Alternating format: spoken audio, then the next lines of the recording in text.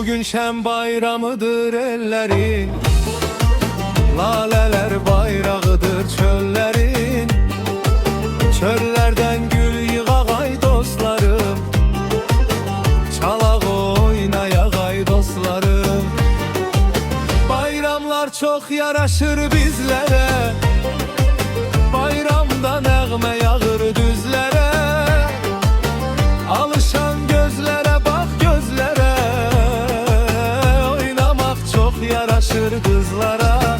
Bugün şen bayramıdır ellerin, laleler bayrağıdır çöllerin. Bugün şen bayramıdır